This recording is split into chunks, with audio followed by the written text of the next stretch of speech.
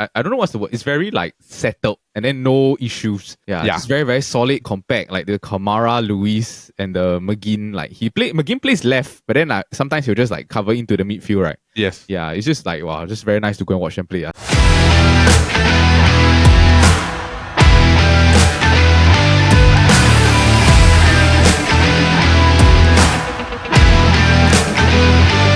Hello everybody and welcome to the Futbol Kaki. I am your host Eldad and I am joined by my fellow Kaki bro, me there. Bro, how you doing? Doing well. How are you doing? Doing well?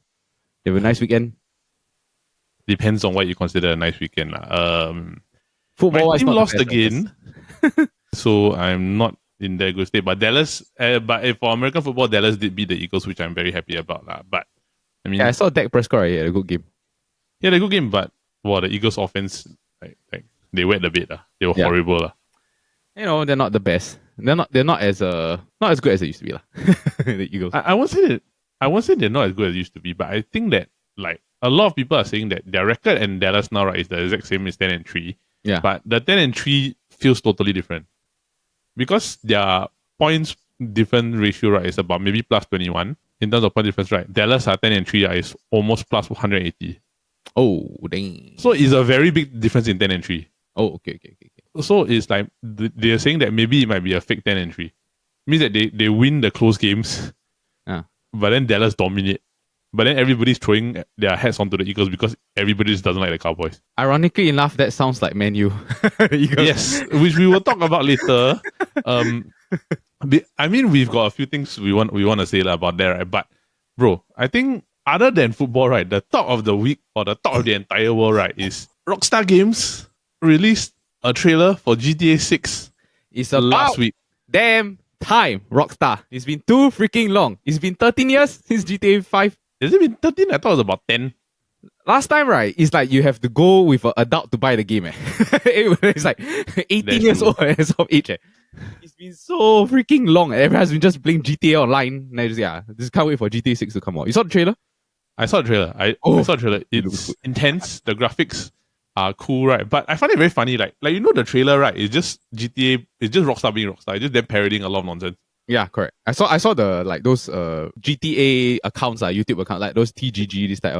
Then they break down all the small details and then how it's like linked to like the different sort of crazy things that are happening in the US. Yeah, it's very funny. Yeah, it's really very funny. It's very funny. It's a very big Rockstar thing, right? And like to date, if I'm not mistaken, right, at the time we're recording, right, we are recording on a Monday night, guys, everybody. So it's about 140 million views, and the trailer was only released like last Tuesday or Wednesday. Yeah. I think that is more right than any song that has been released this year, no? In just 4 days. 4 days. That means the hype is like pretty crazy. Yeah. Correct. And the thing is that this also has an impact on the song like by Tom Petty, like Love is a Long Road, right? Yeah. Because recently they re-released the song on YouTube as the official music used in the GTA trailer, right? The song got 509,000 views in 2 days. Yeah. Someone is an underrated Tom Petty song. Not as popular as his other ones, like American Girl, Free Falling, or this, but it's like still a nice song. Yeah. And captured the theme of the GTA very well. Like correct. Yeah, correct. Correct. And it's also like you also agree, right? Like for a song that was released in 1989 to have that many views in 2 days, just because of one trailer. Yeah. Insane. It's a bit like last year when the Kate Bush song, the Running Up the Hill, the Stranger Things released a song. Then it became like the number one for like don't know how long. Like say it's the oldest song that became number one. It's like similar this Tom Petty thing also. It's like pop culture will be able to bring this stuff back. Yeah. I guess retro is correct. But the only downside about this, right, is that we got to wait until 2025. Yeah, man, it's really very, very long. 2025. But hopefully it's worth the wait. I think only thing I'm very curious about, right, is that we're only playing as 2 characters from the trailer. It seems like it's just one guy and one girl. I think if they're following the same mold as GTA 5, right, which basically is 3 characters, right, which is Michael, Franklin, and Trevor, right? Yeah. I think if they're only showing 2 characters, right, there's likelihood of possibility where we're alternating characters between both of them. Yeah. But I think the main character is the girl. Yeah, I think the main character is a girl, so yeah. Yeah, which should be fun, because we never had a GTA main character that's a girl. Yes. I think it's fun also and it's cool, right? But I'm more interested in the fact that what are they going to do for the online version of GTA 6? Oh, yeah. Because, right, like, okay, for gamers out there and those of you that have played GTA, right, GTA Online, right, is one of the greatest video gaming inventions in the history of video games, right? Because everybody's been trying to copy it since then, and nobody's been able to match it. Yeah. And even like people that play GTA Online complain about it, but they still play it. So it's like just because there's no one else that can do Yes. it. And the two of us are one of the few people that actually complain about it, and we still play it in the end. Yeah, victims. Yeah. But if you don't want to get sucked into this style thing, just don't play it first. Just wait until GTA. That's my recommendation. Yeah, but it's interesting though, because like a lot of like you reading the YouTube comments on YouTube, right? A lot of them were like what, teenagers when the game came out, right? Then now you come out, the game comes out, right? You're what, a full grown adult already. Yeah. For me, I think I was like 18 when the GTA 5 came out. I played GTA 4 when I was like 15, like the Nico Bellic one. You were 18 means I was about 21, 22? Yeah, correct. Yeah. About 10 years already. Yeah, about 13 years already. Yeah, about around that. Crazy, really very long. Whoa. But happy, excited. Yes, I am excited also. But we are not a video game podcast. Hopefully something like that will happen in the future. But we are a football podcast, and we are here to talk about football. But just some side note, right? As you can see, Milet's here because Paul is currently enjoying his holiday in Japan. Hi. So for the next 2 weeks, right, Milet will be covering for Paul here on the Football Kaki, right? And it's just nice, right, that this week is Man United versus Liverpool. I'm a United fan, Milet's a Liverpool fan. The form is similar, but the way of their playing is totally different. So we will talk about that later. Yeah, we'll talk about it. It's a very deceiving type of thing to see. But we are going to go through, I think, the games for the weekend first. But before we do that, we just want to say thank you to everybody for following us, for following the Chit Podcast Network, for following the Football Kaki. And we are grateful to you that you are just growing our channel to what we never thought it would be. And we just thank you for your support and everything, right? But now let's get to the main thing. Let's get to the football. So, Spurs beat Newcastle 4-1. It was our Football Kaki match of the week last week. It's interesting because, right, like this was the first time, I think, since the start of the season, or since Spurs went on their horrible like no win streak or like just losing game streak, right? That they look like Spurs. Yeah, they look good. They look good. Like they really legitimately look good. Heung-min Son put in one of his best performances of the season, in my opinion, where he got 2 assists and a goal contribution. Richarlison is contributed with 2 goals, and Udogi of course got the first goal, right? Thanks to Son's brilliance on the left wing, lah. I think, Mila, I just want to ask you, right? This was what many of us expect Spurs to be, right, in this type of performance. Yeah, I think for a while already, they always play good attacking football. The main issue the past few games has been defending. It's like, so I think it was a big boost for them to have Romero come back. Yeah, he had 100% aerial duel 1, 3 recoveries, only dribbled past once. So I think there's something that is more assuring, the fact that he's there back in the back line. And then after that, I guess Bissouma and also Sa, they played well in the midfield together. But I think Son was the big difference maker in the game. Like 100%. Yeah, 4 chances created, 10 touch in the box, 7 recovery. He also won the penalty. So sometimes in this type of games, right, if you look at Newcastle on paper, aside from one star player, right, they're about the equivalent of Tottenham. Just that Tottenham have that one X factor player that can make a huge difference. So I feel that was really the big difference in the game. Yeah, I agree. And it's weird because like Newcastle have been known to be very good defensively. Like especially last year, right? Like they had the best defensive record. But this season, right, they're like the total opposite. They've been leaking goals left and right. I think I know why. It's because this Dubravka is not a good goalkeeper, bro. It's just, but the thing is that even with Pope, right, it was a similar issue.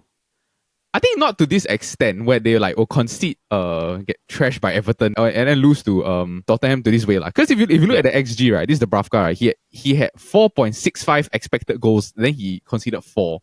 So that means that when they were shooting against him, right, they were expected about 5 goals, and he really saved nothing. Like he didn't make any sort of like additional benefit or anything like that. And also he's not good with his feet. So if you look at the passing stats that he have, right, majority of his passes were long balls. They didn't get a chance to really play out from the back. So Tottenham, they pressed them, then after you just long ball, and most of the time they were unsuccessful. So I think that the one issue is that also they are tired. I can feel like maybe they're playing Champions League, which is something they're not used to. The depth is also not the best. So I think maybe next year they'll probably need to go and boost up people. I don't know whether January they might go and transfer and like sign players also, because like Tonali's out, Botman is out for the moment. And it's weird because like if you were to really look at the goals, right, a lot of it was defensive lapses. It's very weird. Like how to say defensive lapses? Because like, let's just talk about like the first goal, the Udogi goal, right? It's literally Udogi. He passed the ball to Son in the middle of the field, right? Then he just ran straight to a channel. He ran straight. Yeah. There was no like nobody covering. He just ran straight into the box. Son picked him out, pass, step in. It's like a goal you score in FIFA. Yeah. I think it goes back to like the star. Or there's something in NBA like it's called gravity. You know, like when a person is on the field, right, then everyone just like sort of like looks at their person or gravitate to that person. So I feel like sometimes when like you know that Son is such a focal point in the game, I can feel like they were just really focused on like him. To the extent it's like all the other players like Richarlison, Udogi, they managed to go and get inside like good passing angles to go and get those goals. So yeah. Yep.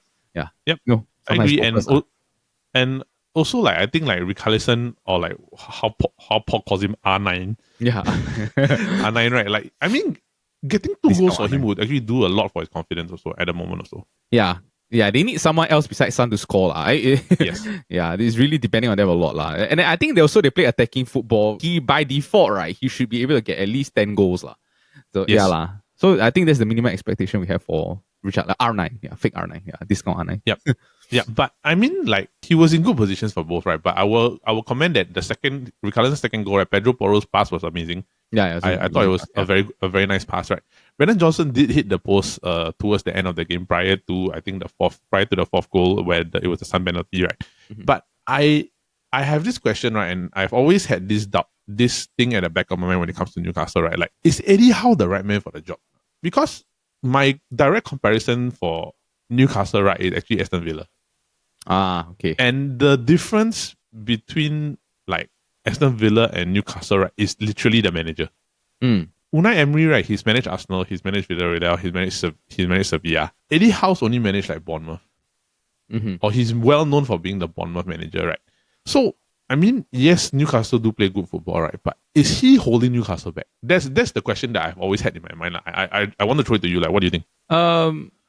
It's very hard for me to gauge because I do think that he's a good manager. That if given the right tools, right, he can be successful. Because I see all the elements of like someone that learns. Because initially in Bournemouth, he was not a good defensive manager. He improved a lot defensively because he went to like go to the Atletico to go and learn under Simone like defensive structures and stuff like that lah. So I feel that he's someone that is willing to learn and then also continually change and evolve. Last season, I feel it's very fair that he kept the job because I mean like he brought them to top 4, which is something that people that expect lah. To be honest, I feel that they are a bit ahead of schedule as compared to what I think was supposed to happen. I will assume that the timeline that they wanted, right, is like last year we compete for Europe and then this year we get top 4. But it seems like maybe it's like too fast, too soon. That's the scary thing about this league, I also feel, is that there's a lot of spending power. So a lot of teams caught up. Or like they go and manage to spend. I do feel that Newcastle, they didn't buy that many like stars. They bought a lot of good role players. So maybe they need that like 1 or 2 signings that will push them above to go and become more competitive. So I don't think that it's really fair for me to say like Howe's not a good manager or someone that cannot do it. But I don't really see that there's anyone else available that will be willing to come. Except maybe Mourinho. That's the only one that I feel like maybe they can pull him out of Roma. Plus the link to like Bobby Robson and stuff like that. I do agree also. And I feel like Mourinho will love Newcastle. Like, I do think he 100% will love Newcastle. It's very like it's a lot like Porto. Yeah. With like tax of cash. Correct. And he will love that because at the end of the day, right, like Mourinho's still a football purist. He lives like to play football for joy and everything, for football for joy like that. But I mean, the reason why I brought this up, right, is because at the back of my head, right, I can't help but do a direct comparison to Aston Villa. Yeah. Like it's really, really like out of it because they are the 2 outsiders. Let's say, for example, right, the usual top 5 that everybody knows is, of course, Arsenal, Liverpool, Man City, Spurs, United. These are the top 5. Then the outsiders that just came in recently, crept in, right, is Newcastle and Aston Villa. Brighton's on the edge. They are not in there yet. Yeah. So, because these are the few, right, when Aston Villa comes in and Aston Villa is doing where they are now, right, which we're going to talk about next, I can't help but compare Newcastle as that one because Newcastle had the best defensive record, right? And they were tipped to be better than Aston Villa, but Aston Villa is already way ahead. Yeah, but I think that's also because I mean, like Emery is a world-class manager, lah. Yeah, That's true. That's true. So that's why you can't help but do a direct comparison about the managers. So, I mean, to sum this up, right, Spurs beats Newcastle 4-1 at home, right, in a very dominant performance, a style of performance that is expected from Spurs going forward. Hopefully, they are able to continue this type of form, even without Madison and Van der Ven. So, next up, Aston Villa, the team that we are comparing Newcastle with directly, right? Another giant killing. They're no joke. They're really no joke. Yep. Yeah, we have to take them seriously this year. Correct. And I think this is the surprise of the season, right? Because we know that the players are good. We know that they have good qualities, right? But we didn't expect them to be this good. Yeah. They are very just very well drilled. They play a very nice attacking football. And then it's also like very confident play, I guess, in a way. Yeah, and I think it really boils down to the fact that Emery is a very good manager. Because if you look on paper, right, like this year and last year, like when Gerrard was there, I mean, like I love Gerrard, right? But it really show like the levels of like managing. Like it's night and day different. It's night and day different because they gave Gerrard a lot of players, and then like Emery added some players. Like I mean, like the Diaby is new also, but it's really like wow. You see like especially like what Ollie Watkins all these type of players, right? You can see like how much they improve. Like I see Douglas Luiz, Diego Carlos, all this. So he's doing a great job as a manager. It's amazing to me, right? Because like I was looking at doing research, right? This is Aston Villa's 15th consecutive win at Villa Park in the league. Yeah, 15 consecutive wins. Yeah, that's not a home stadium. That's a fortress already. Yeah. It means that if you're playing that well at home, anybody that goes there you better beware because they dominated Man City last week, which I think all of us were shocked by, right? Mm-hmm. And they beat Arsenal, right, by scoring early and holding on to the lead.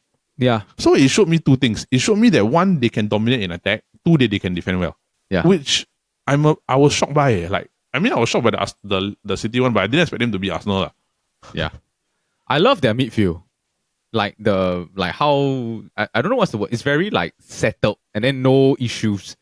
Yeah. It's very, very solid, compact. Like the Kamara, Luis, and the McGinn. Like McGinn plays left, but then sometimes he'll just like cover into the midfield, right? Yes. Yeah. It's just like wow, just very nice to go and watch them play. And the thing is that McGinn scores, right? But the way that McGinn scores, right, is that he comes into the position where he's expected to fill up. Yeah. So the thing is, what's interesting is that the midfielders go into support. They're not leaving the striker alone, and they are able to just like McGinn he's literally got the ball on the half turn shoot goal. Yeah. It's very smart movement in a sense where all the players know what they're supposed to do, all the players know where they're supposed to be, all the players know exactly what they need to do. Yeah. I mean, there was controversy in this game, right? But overall, you wouldn't say that Arsenal were dominant. No. But I would say that they were wasteful. Yes, they were wasteful. I think this is the sides of the both coin. Like one, I think Villa won because they have a great manager, and then also because they were very defensively sound. I think Arsenal lost because their weakness is very glaring. I feel that the number one weakness they have is that when Saka and Martinelli don't score, right, they really struggle to score. Like yeah, it's like the dependency on Jesus and then also Nketiah. They are good strikers, but they are not like they're not like a Salah level. They're not like like a Kane level. This type of like consistently can get you 15 to 20 goals a season. So when you watch them, you can tell that there'll be games like this, like they'll struggle to score if the striker doesn't play to his max. It was always the problem that I had, and I always said this about Arsenal. I said that the only thing that they're missing, right, is a striker. It's always the same thing that I've always said. Yes. Yeah. Because essentially what you're seeing, right, is their striker doesn't really do much. Mm-hmm. They're reliant on right wing, left wing. Yes. Odegaard will chip in with goals. Like Declan Rice will chip in with goals. But their striker, right, scores very little goals, both of them. Yeah. I mean, there are odd games where they were like Nketiah will get a hat-trick or like Jesus will like turn it on or whatever. But those are like rare. Few and far between. Yeah. You need someone that like in a game can get you like one goal a game, like consistently for the course of the season. Correct. Yeah. Or a minimum of 20, which is basically like of the 39 game season, right? You score half of them. Yeah. Yeah. It's just to sort of like be a reliable, I can count on you to get 20 goals sort of thing. Yes. I think it's also a lot to ask Saka and Martinelli to go and get like 30 goal contributions a season because they're so young. I mean, like Saka, right? He's playing at a mad level for his age. But to expect him to go and like every game you have to go and drag him out. It's like, I think it's quite unfair also. So yeah, so I think it's very glaring that the main issue that they have is that they need to get a striker. striker. Yeah, like a score, someone that can score. Yeah. Correct. Yeah, just finish and yeah, put in work rate and stuff like that. But the options are not very great. That's why I feel that they keep going back to Ivan Toney. Like eventually after his suspension, like will they go and sign him again after? Yeah. So this is the only obvious one that I think that's there. But I think that even if let's say they are waiting for the suspension to come, right? Getting Ivan Toney will essentially solve that problem because Ivan Toney has proven that he can get you 20 goals a season. Yes. Plus there's a different element of physicality in the team. Because up front, Nketiah and Jesus, they're hardworking, they press, all this. But they're not big. Yeah, and there's something nice about having a lumping big guy that can very strong, can physically dominate, and then be a presence in the middle that will open up the game for Saka and Martinelli also. Yeah. Correct. Because like if you were to do this, right, let's just do a direct comparison with the easiest one direct comparison is Liverpool. Because Liverpool, right, they get goals from their wingers. Let's say for example, let's just talk about the big three. Like it was always Mane, Firmino, and Salah. Firmino scores the least amount of goals, but the difference is that Firmino contributes to the other two. Yeah. The Arsenal problem is that the strikers disappear. Yes, and the creativity, it depends a lot on Odegaard, Martinelli, and Saka. These three to have to go and figure it out lah. And it's tough because they are so young. So it's like it's a lot to ask all these players to go and like, can you give me like win the league for me? It's very, very hard lah. I mean, they might do it this year. We don't know, but I think that if they were to spend on something this January transfer window, right, I would just go and get a striker, just one more striker lah. Yeah, I agree because like the reason why this is glaring, right, is because if you really look at the chances in this game, right, like Saka, he did get a few shots off.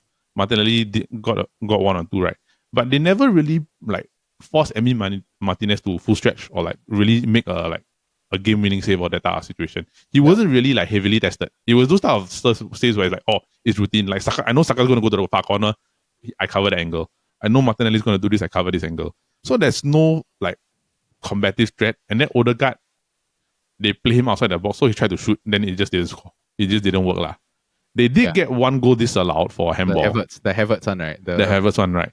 Was it a handball? I'm on the fence. I think it's like yes or no. Yes. Yeah. I don't really fault them for like not counting the goal lah. I also think it's a very ugly goal to count. No, it's because it ricocheted too much. Yeah, you just like bounce here, bounce there. Then it's like technically, if you like slow it down, it might look like he's hitting it. Then also, if you play in fast motion, sometimes it looks like. So I just feel like okay lah, just like don't count it lor. Yeah. No, but Havertz always score this type of like nonsense goal, right? Yeah. Like for me, right, it's very hard to say it's a handball because okay, it did touch his hand. That's fair. It really did touch his hand, right? But it bounced off Matty Cash. Yeah. so it's like Havertz cash foot goal. Yeah, I don't think I wouldn't fault any outcome. Honest, if it was a goal, I would think like okay, like fine, whatever. If it was a penalty, then you'll be like, yeah. If it's a penalty, I'm like okay. If it doesn't go, then I feel like okay, like whatever lah. It's not that obvious and clear that it's like either side thing.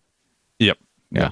But what this does, right, is that because they lost and Villa won, Arsenal lose top spot to Liverpool, and Villa go to third. Yeah. Which is something that I did not expect. Yeah. And judging by the fact, right, that I think it was 2 weeks ago, City was at the top of the table, and now City's fourth. Yeah. Villa, right, I was looking at their stats, yeah. They're third in goals per game, but they're also fourth in least amount of goals conceded. So it's like a nice balance of both sides. Yeah, balance of both sides. So yeah, Emery is doing a good job as the manager. And side note, they also beat Spurs. Villa did beat Spurs. Yeah. I think the only team they did not beat was Liverpool in the top. Was it? Yeah, because we beat them. Y'all won, right? Yeah, we won. I think United haven't played Villa yet, I think. But yeah. Speaking of Man United, right? Like, okay, before we move on, right? The next part of the segment is going to be very if my emotions get the better of me to all the viewers out there, I am a bit sorry lah. But to wrap up the Aston Villa versus Arsenal one, right? Aston Villa deserved the win, and the 2 wins that they've got, right? Even though it's by one goal, 1-0, right? They did beat the treble winners, defending champions, right? And they did beat the closest contenders to them. Yeah. So in consecutive games, you beat Man City and you beat Arsenal 1-0. We got to tip our hats to you lah. Like Unai Emery, you're a great manager. I think if you just add a bit more, I think Aston Villa you have a bright future ahead of you. Hopefully, let's see where this goes at the end of the season, right? Now, Manchester United lost 3-0 to Bournemouth at home at Old Trafford. This is Man United's 7th loss of the season in the EPL. They have not drawn a single game. Statistic. And I don't understand how they win like some of the games. Neither do I. So, right, can you imagine, right, as a Man United fan, and I'm glad that you are here, right, and not Paul, because I think Paul would even have like a lot more to say and the thing, right? So it's a bit more balanced, right? At least there's not so much anger or like frustration in this thing, right? But I don't understand, right, like this team. I don't. I'm so confused, right? Like, okay, let's just talk about this. I can still remember the three goals very clearly, right? Like, first off, right? Bruno, what are you doing? Yeah, it's a shitty pass, nonsensical pass again. Like, like, why don't you just boot it away, right? Like, yes, you're in your own half, in the own corner, right? And you know Bournemouth press. Somebody's already all the way in front already. The left winger there, Garnacho's there. Just flick the ball forward. Yeah. Why do you have to flick it to McTominay when he's pressed by 2 players? Yeah. And McTominay is not he's not good at ball control. Like Xavi or something. Yeah, he's like got good amazing ball control. Yeah. And crazy. That's one thing, right? The second thing is first off, right? That's one thing. Second thing is, why is Bruno at the left side? They can make the argument that he ran to track back lah. Yeah. The main issue with United, I feel, number one, I think they don't really have a style of play. There's no clear like patterns of play or like triangles that I see or like pressing or stuff like that.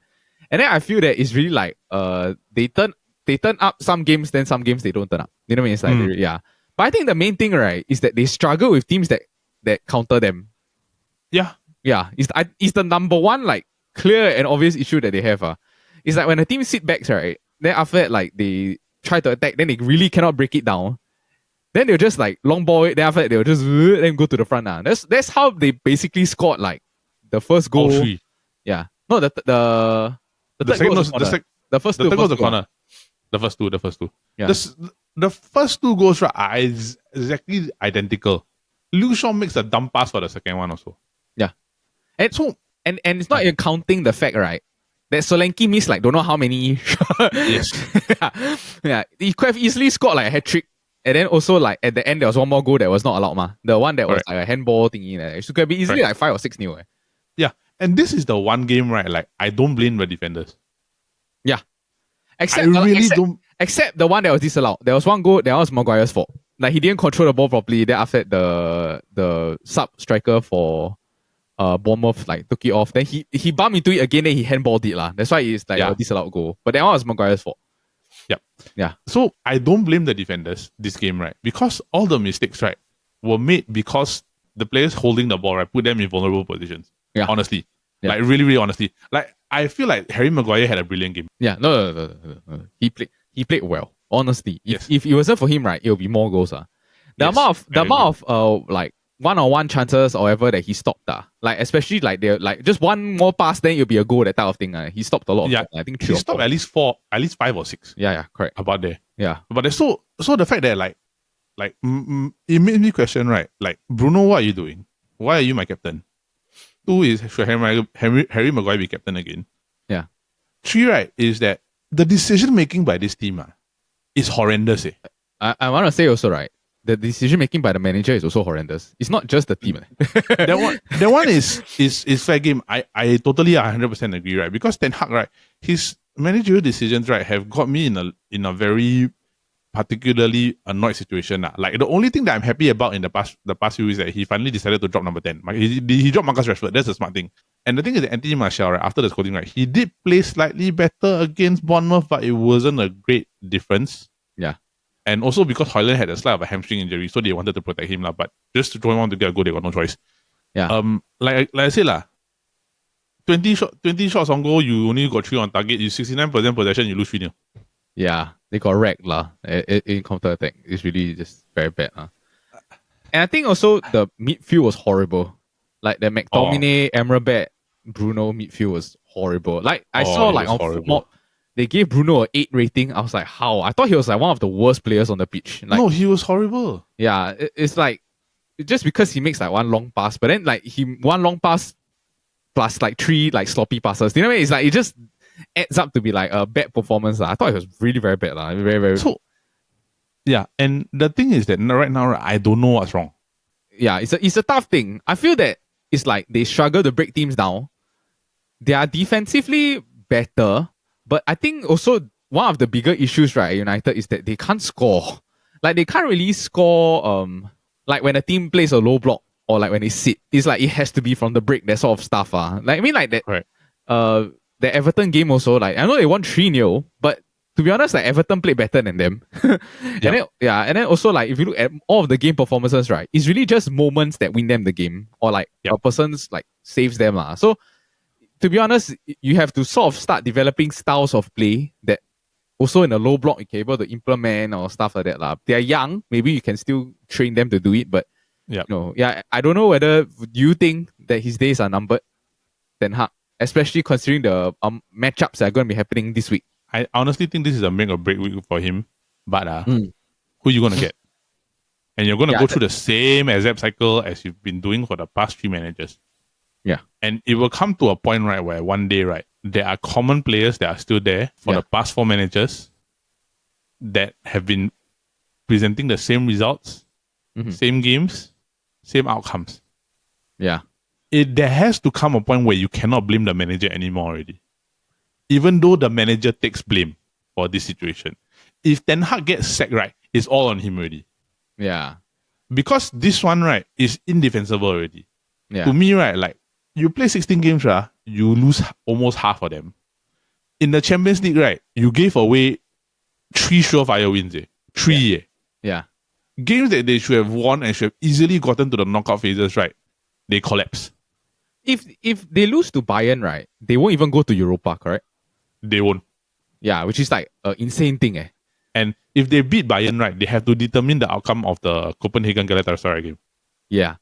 But there's a chance that Bayern will play their second team because they already clinched first, right, for their team. Correct. Yeah. So for Man United, right, the best outcome is they beat Bayern, right, then Galatasaray Copenhagen draw. Yeah, correct. Yeah. That's the outcome that United need. But the problem is all of it, they had it in their hands to qualify and they threw it all away. Yes. Yeah. It's one disaster after another, right? I don't know whether Man United is cursed or whichever, but there will come a point, right, where you cannot blame the manager anymore already. Yeah. It's like they really need to do a nice, like a big sweep of the whole club in general. They need revamp. They need to clear upgrade a lot. Upgrade everything. But I think we've talked about this like a lot already. I think everyone knows that the club needs a lot of improvement, and then they often use the manager as an excuse to like sort of protect the owners and stuff like that. Yeah. Like, it's a shield thing. But I do think that Ten Hag, he's not helping himself in the past few He's games. not. Yeah. He's not. He's done nothing to help himself. Yeah. That's all I can say. Yeah. I say, so I don't know whether he's getting a sack, but this week is important, right? Because coming to our football Kaki match of the week, right? Aside from playing Bayern Munich in the Champions League, right? Man United are going to Anfield, Merseyside, to play Liverpool. This is where we are talking about why form and wins are deceitful. Liverpool have won 4 of their last 5. United have won 3 of their last 5, right? But their performances on the field are night and day different from one another. Yes. I'm gonna be very honest here, right? In this game matchup, I do think that this is the type of game that will suit Man United. Why do you say that? Because Liverpool this whole season, they've been playing very high, like the line. So we've done a good job in general of like stopping transitions. That's why I think we are like 2nd or 3rd in the league in defense. Because we have been gambling and then we've been pressing very, very high. So I feel that the game will be won or lost for Liverpool in the midfield, whether we can press you and then snatch the ball. And then whether we will be able to sort of like break through your defense. But I think it's a very easy game plan for Ten Hag to be like, okay, let's just sit back and counter. Let's just use like the pace that we have to go and break. So this type of thing I really don't know how to say. Plus it's a big game. This type of thing, a lot of the time form you throw out the window. You know what I mean? Correct, but you must understand, right, the last time we went to Anfield, right, we lost 7-0. Yes. Oli also got fired at Anfield, right, after the Anfield game. Yes. Yeah, so this might be like a thing. Oli got fired after the Anfield game, right? Ten Hag was still around for the Anfield game 7-0, right? But I will say this, right? Like, why I think the opposite of you, right? Not just purely from a performance standpoint, right? But because, right, Liverpool is a gegenpressing team. That's the style. Man United cannot play out of a press. Yeah, at the moment, yeah. Especially without Casemiro. Correct. So Man United cannot play out of a press, right? The only solution that I think, and you probably have, right, is that you have to have Kobe Mainoo there in the middle.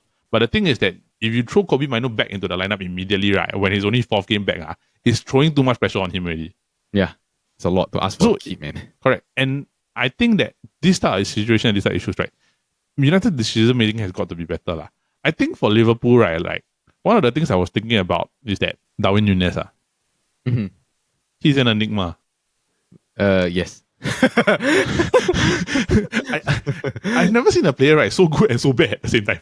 Yes. He's the most confusing player that I've come across, like, in my fandom of football. It's like there are games, right, he does everything perfect, but he just can't score the ball.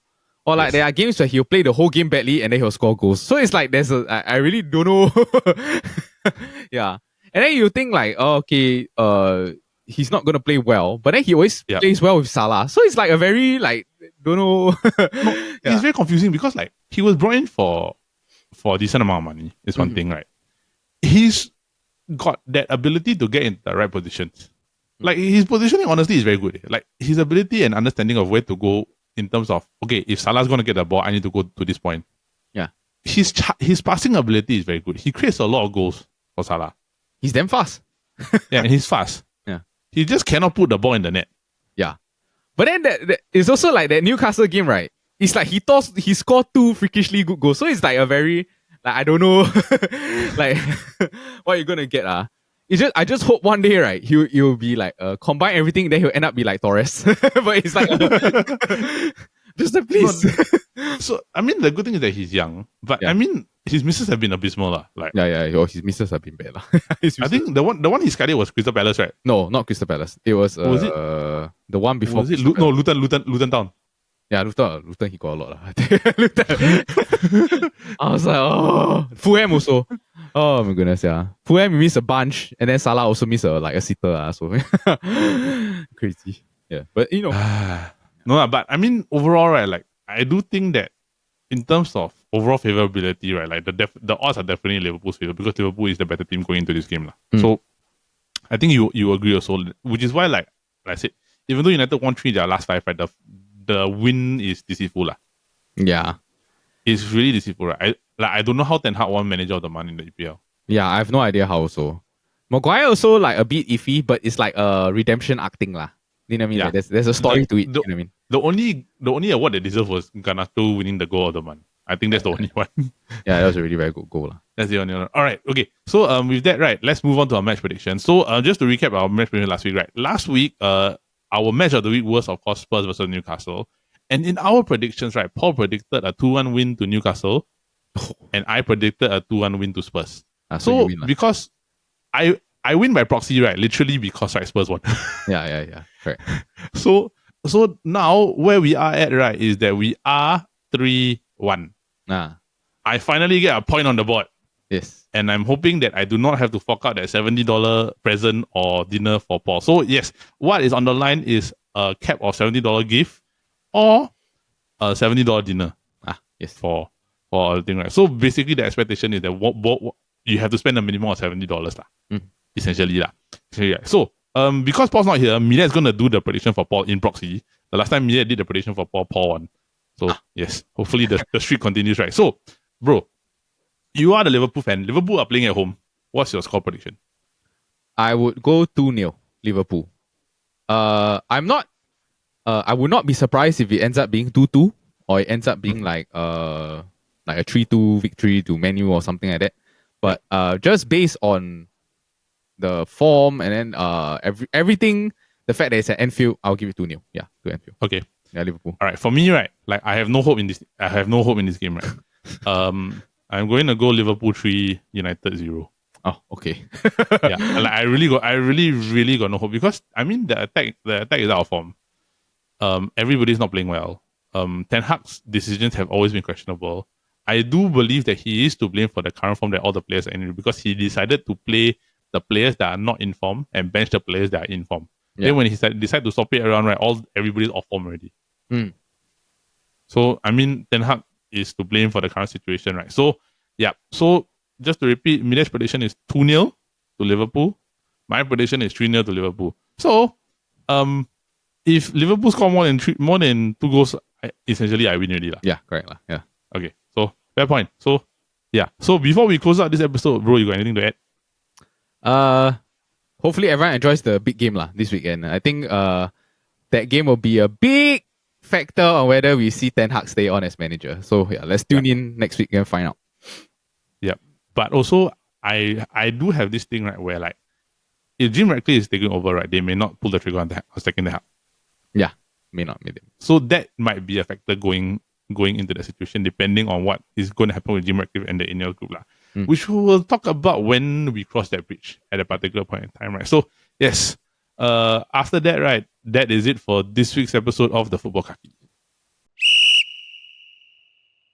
Alright, so that is it for this week's episode of the Futbol Kaki. Now, for those of you who are tuning in, we want to say thank you for supporting the Chit Podcast Network and the Futbol Kaki, and we hope that you support us and our other shows, which of course include the Kopi Bros every Monday involving me, Dad, Paul, Jin Yong, Brandon, where they talk about different topics.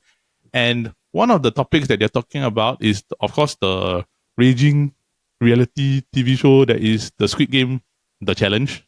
Yes. Right. It's a total 6-episode TV show, right?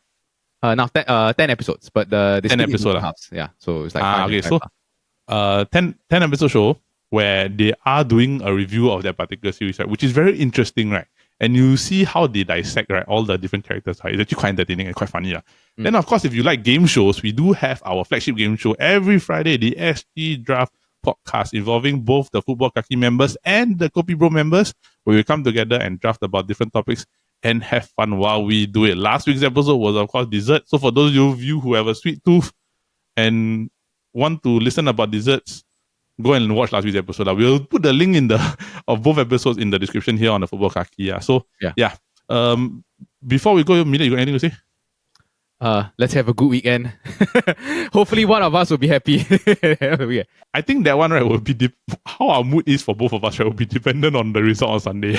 Yes. But also, right, today is the 11th, tomorrow is the 12th, tomorrow is my brother's birthday, so happy birthday to you. So from everyone at the Chit Chatter, everyone please give him a nice happy birthday in the comments also. Yeah.